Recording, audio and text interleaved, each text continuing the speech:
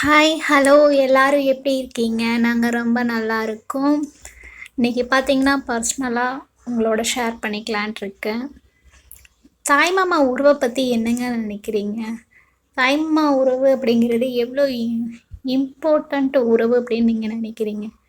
நம்ம குழந்தையா இருக்கும்போதும் சரி, வளர்ந்ததுக்கப்புறமும் சரி, இப்போ நான் கல்யாணம் ஆயிடுச்சு, என்னோட வீட்டில் ஏதாவது ஒரு சின்ன விசேஷம்னாலும் முதல்ல அழைப்பு குடுக்கறது அப்படின்னா, என்னோட தாய் மாமா, அக்காவுக்கு தான் இருக்கும்.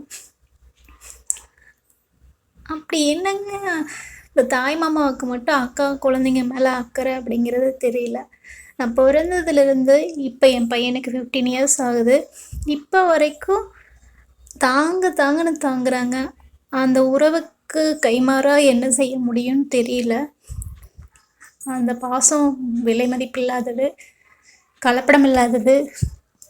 இப்போ ரீசெண்டாக பார்த்தீங்கன்னா, எனக்கு 2 தாய்மாமா. அவங்க வீட்டில் கிடா விருந்து வச்சுருந்தாங்க. அப்போ என்னால் போக முடியாத சுச்சுவேஷன். என்னோடய பையனும் என் ஹஸ்பண்டும் போயிட்டாங்க. அங்கே போயிருக்கு இப்போ ஏதாவது ஒரு ஃபங்க்ஷன் அப்படின்னாவே யூஸ்வலாக இந்த பழைய ஆல்பம்ஸ் எல்லாம் பார்க்குறது, நிறைய பேசிகிட்டு இருப்பாங்க. அந்த மாதிரி பழைய ஆல்பம்ஸ் பார்த்துட்டு இருக்கிறப்ப அதில் என்னோடய ஃபோட்டோ குட்டி வயசு ஒரு 3 to 5 இயர்ஸ்க்குள்ள இருக்கிற ஃபோட்டோ எடுத்து பார்த்துருக்காங்க. அதை என் பையன்கிட்ட காட்டியிருக்காங்க, இதுதான்டாங்க அம்மா அப்படின்னு. என் பையன் அந்த ஃபோட்டோ கேட்டிருக்கான், இது தாத்தா எனக்கு கொடுங்க அப்படின்னு. அதுக்கு அவங்க சொல்லியிருக்காங்க, இது எனக்கு ஞாபகார்த்தமாக வச்சுருக்கேன் அப்படின்னு. இப்போ ஜென்ரேஷன் பார்த்தீங்கன்னா, அவங்க ஃபோட்டோ பத்திரப்படுத்தி வைப்பாங்களா அப்படின்னு கூட தெரியல. அப்போ பாருங்கள், நான் பிறந்து இப்போ ஒரு கிட்டத்தட்ட 32 வருஷம் ஆச்சு. இன்னும் அந்த பாசம் கொஞ்சம் கூட குறையாமல் என்னோட ஃபோட்டோவை அவங்களுக்கு ஞாபகார்த்தமாக வச்சுக்கிறாங்க அப்படிங்கிற சொல்கிறப்ப என்ன சொல்கிறது, அந்த ஃபீலிங்கே அனுபவிச்சவங்களுக்கு மட்டும்தான் புரியும். அப்போ இப்போ போன வாரம் பார்த்தீங்கன்னா, என்னோட சித்தியோட பையன் கல்யாணம். என் பையன் போயிருக்கான். அவனுக்கு சின்ன மாமா பார்த்தீங்கன்னா அவ்வளோ பாசமாக பேசுகிறாங்க. எப்படிம்மா எல்லாமே உங்கள் மாமாலாம் இன்னும் இவ்வளோ பாசமாக இருக்காங்க அப்படின்னு கேட்குறான். அது தாய் மாமா பாசங்கிறது எங்கள் ஜென்ரேஷனோட முடிஞ்சிடுச்சுன்னு நினைக்கிறேன். அது எப்படி சொல்கிறது, அது ஒரு ஸ்பெஷல் ஃபீலிங்கு.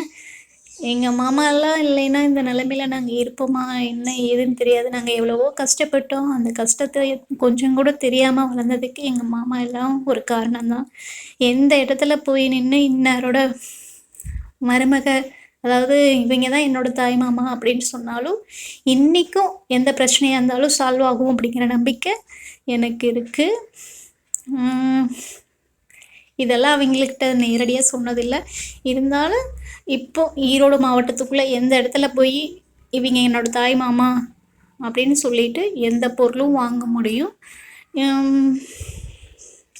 எந்த பிரச்சனையாக இருந்தாலும் வெளியில் வர முடியும் அப்படிங்கிற நம்பிக்கை இருக்குதுன்னு வச்சுக்கோங்களேன். இது பார்த்தீங்கன்னா, சரி வாங்க விழாக்குள்ளே போகலாம். நான் பார்த்தீங்கன்னா நேற்று நைட்டு இட்லி செஞ்சு ஒரு கலப்பட குழம்பு வச்சேன். அதை வச்சு அப்படியே நைட்டு இட்லி செஞ்சு சாப்பிட்டு படுத்துட்டோம். அப்படியே காலையில் விழாக்கு எடுத்துகிட்டு இருந்தோம். காலையில் பார்த்திங்கன்னா 3 பேர் உட்காந்து டீ குடிச்சிட்டு இதையும் பேசிகிட்டு இருந்தோம். தம்பிக்கு எக்ஸாம் ஸ்டார்ட் ஆயிடுச்சுல, எப்படி படிச்சிருக்கான் என்ன ஏதுன்னு பேசிட்டு டீ குடிச்சிட்டு அப்படியே வெங்காயம் தொளிச்சிட்டு எடுத்துக்கிட்டோம். இன்றைக்கி புடலங்காய் பொரியலும் ரசம், அந்த புடலங்காய் விதைய வச்சே சட்னி ஆட்டினேன். எங்கள் வீட்டில் என் பையனும் நல்லா வளர்த்துருக்கேன்னு நினைக்கிறேன். தினமே காலையில் எழுந்திரிச்சு குளிச்சுட்டு அவன் பாட்டுக்கு போய் விநாயகருக்கு தண்ணி ஊற்றிட்டு தான் சார் கிளம்புவார்.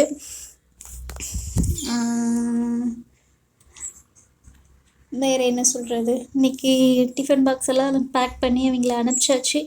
இனி அவங்க வர வரைக்கும் ஃப்ரீ தான். காலையில் ஒரு 6 to 7:30 வரைக்கும் தாங்க பரபரப்பாக இருக்கும். அதுக்கப்புறம் ஒரு வேலையும் இல்லை. அவங்க வந்ததுக்கப்புறம் தான் மறுபடியும் அவங்களுக்கு ஏதாவது ஸ்நாக்ஸ் செஞ்சு கொடுத்துட்டு வீட்டு வேலையை பார்க்குற மாதிரி இருக்கும். அதே மாதிரி தாய்மாமா மட்டும் இல்லைங்க, அப்சிங்கிறது ஒரு ஸ்பெஷல் உறவு தான். எப்படி சொல்கிறது, நான் ஹாஸ்டலில் தான் 6th படித்தேன். ஒரு 3 வருஷம் ஹாஸ்டலில் இருந்தேன்.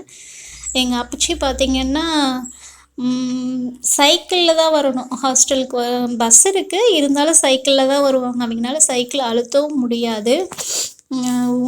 அது எதுக்காக ஒரு 2 அழுத்து அழுத்துவாங்க, இறங்கி உருட்டிகிட்டே தான் வருவாங்க சைக்கிளில். அப்போ பஸ் டிக்கெட் பார்த்திங்கன்னா ரூ. 2 தான். ஆனாலும் சைக்கிளில் தான் வந்து என்னை பார்த்துட்டு வருவாங்க.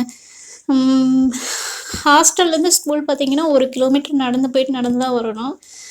தினம் காலையில் ஹாஸ்டல்லேருந்து நான் போகிற டைமுக்கு வருவாங்க. வந்து என் கூடயே நடந்து வந்து என்னை ஸ்கூலில் விட்டுட்டு திரும்பி போயிடுவாங்க. சாயந்தரம் வந்து பார்த்தா கேட்டுக்கு ஸ்கூலுக்கு வெளியில் நின்றுட்டுருப்பாங்க. மறுபடியும் என்னோடையே அந்த சைக்கிளை உருட்டிகிட்டே வந்து ஹாஸ்டலில் விட்டுட்டு போவாங்க.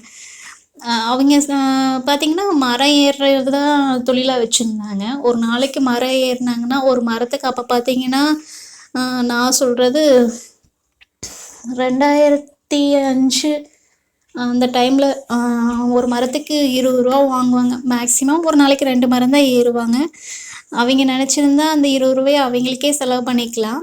இருந்தாலும் அந்த ரூ. 20 கொண்டு வந்து ஆளுக்கு ஒரு டீ வாங்கி குடிச்சிட்டு, அது டீங்கிறது பார்த்திங்கன்னா எப்படி இருக்கும், அந்த என்னென்னு சொல்கிறதுனே தெரியலைங்க.